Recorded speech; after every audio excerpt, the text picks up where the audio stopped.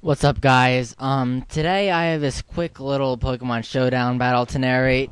I realize I haven't made a video in a really long time due to reasons that will not be explained to the general public. I'm pretty sure it's been like a month now since my last video, so I apologize about that. But looking ahead, obviously I have this video. And in case you didn't know, the Japanese magazine Kura will be hitting the shelves the 15th, I think. So we'll be getting some leaks on that any day now. So if we do happen to get some juicy, delicious Pokemon leaks about Gen 6, then I'll probably be making a video about that and my thoughts on that.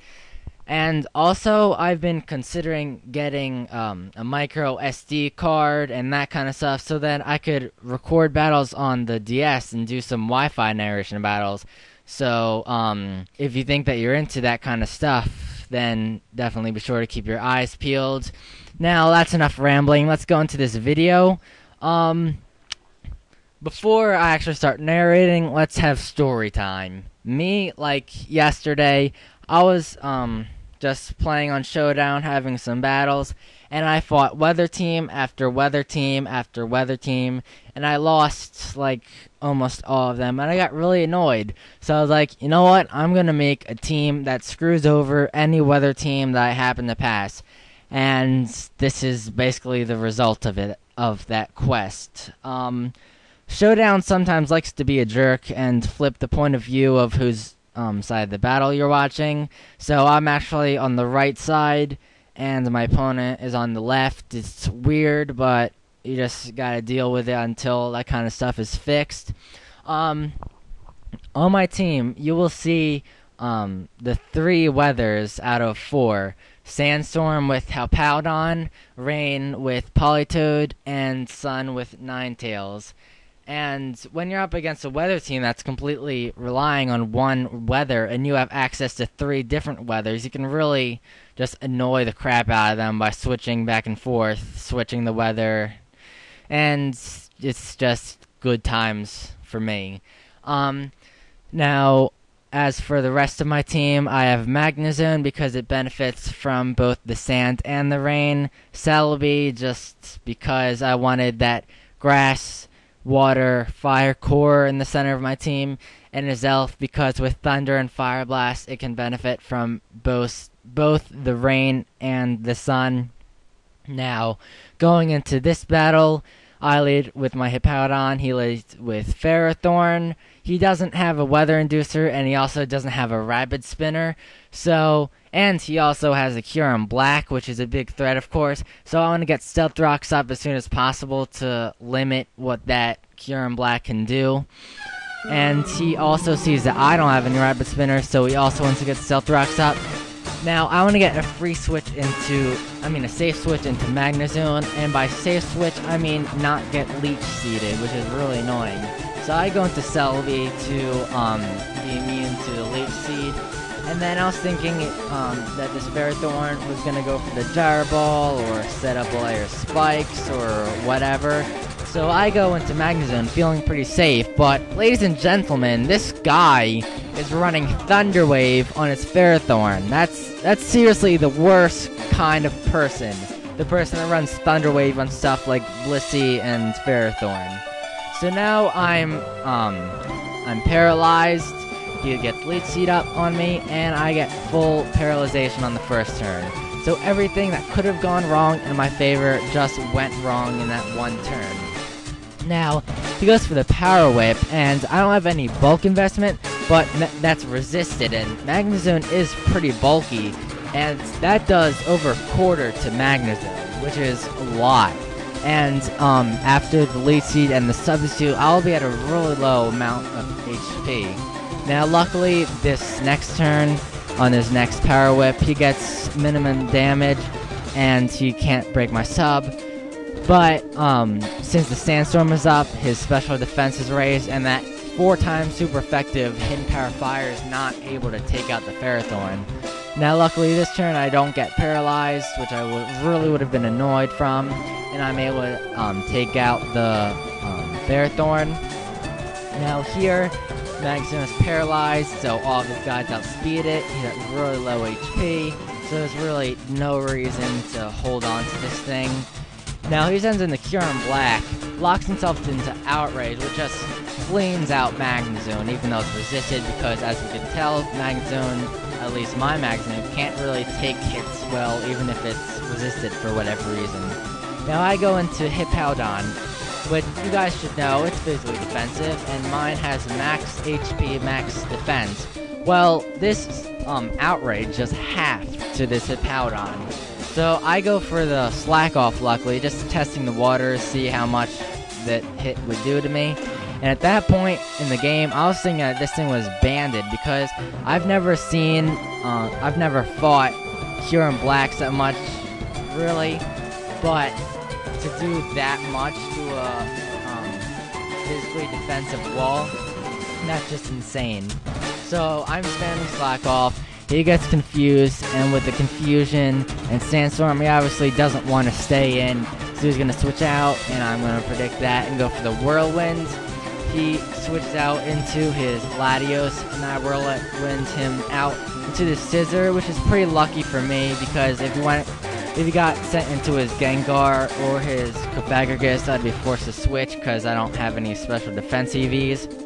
Now, he knows I'm just going to keep spamming Whirlwind until a threat comes in, so he just goes for a Bullet Punch to try to get some good damage in. And this turn, I Whirlwind him into his Kyurem-black, so I go into Politoed, who's specially defensive, and he goes for the Will-O-Wisp, and it lands and burns my Politoed. That's kind of annoying because it's residual damage. It means I won't be getting anything from leftovers, but it's better than something like Toxic. And speaking of Toxic, this is where things kind of start to go downhill for me. I go for the Toxic and I miss, then he goes for the Shadow Ball and gets a special defense drop. So today is just not a good day to be a Politoed because it's getting all the hacks right now. Now luckily there's light at the end of the tunnel, and he predicts me to go for the Toxic again and goes into Scissor, who of course is immune to the Toxic. I go for the Scald, which is stab boosted, rain boosted, and unfortunately it's not enough to clean out the Scissor, but luckily Scald always seems to burn. In this case that's true, so I burn the Scissor, rendering it pretty much useless, and I'll be able to save my Politoed and go for the Protect so the Scissor can die from the burn, and I'll be at around half HP, which is nice. Now here, he goes into Gengar, which is always a huge threat. I can't let this thing set up substitutes or anything, so I just need to let Politoed die, as opposed to switching out and risking him setting up a sub and sweeping the rest of my team. So now that Gengar is not behind the sub, and it's obviously not Choice Scarfed or anything, which would be weird, I can go into my Zelf, smack in the face with a Thunder, and that is the end of Gengar's day because it's not living that by a long shot. Now, here he goes into his Latios, and I haven't seen which item this thing has, so I go into Celebi, just to take a hit. The Celebi's Choice Scarf, so if I have to, I can just do stuff with it. He turns out not to be Choice Scarfed, but instead Life Orb. He goes for the Surf, and gets a critical hit, which is just adds to the huge pile of hacks that have already happened in this game. Now, my original plan here was to go for the Hidden Power Ice, because again, I'm Choice Scarf, so I can outspeed, get some decent damage on it, then go into his Elf to revenge kill it with U-turn. But apparently Celebi doesn't play any games and gets a critical hit of its own with Hidden Power Ice, which is nice because I can just one-shot the Latios and get yet another threat out of my face. Now since the Stealth Rocks is up, there's really no point of me switching out, so he's going to send in his Kyurem-black, which will obviously just die after taking that Hidden Power really well. Now, this Kyurem-black is not at full health, it's around 3/4, so now I can go into Ninetales, hit it with a stab boosted, sun boosted Fire Blast and one-shot the thing, only that doesn't have it and lives it, which is pretty annoying, but luckily the Shadow Ball doesn't do that much, and I can just kill it with a Solar Beam. Now, at this point, again, I thought that this thing was choice banded, so I was like, okay, I can just kill this thing with Fire Blast and that'll be a good game. But he actually turned out to be scarfed, so that 50% he was doing to Hippowdon, that was not banded. That was unboosted, pure power from Kyurem-black. Now here, to be honest, I was getting a little nervous because this entire match has been pretty hacksy. There's been critical hits thrown all across the place. So I was thinking that he might end up critting my Hippowdon with Outrage, and then obviously Azelf can't take a hit at all, and then that would be a good game in his favor.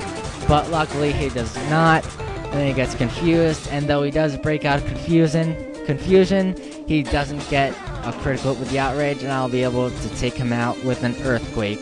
So that was a good game.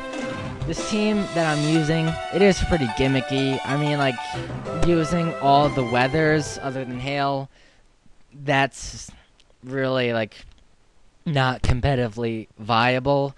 But, I mean, it does have its merits. It's obviously really good for messing around with weather teams, which, of course, are all over the place in OU today. So, it is a pretty good team, and I do have a lot of fun with it. Now, I'd say that's just about it for this video.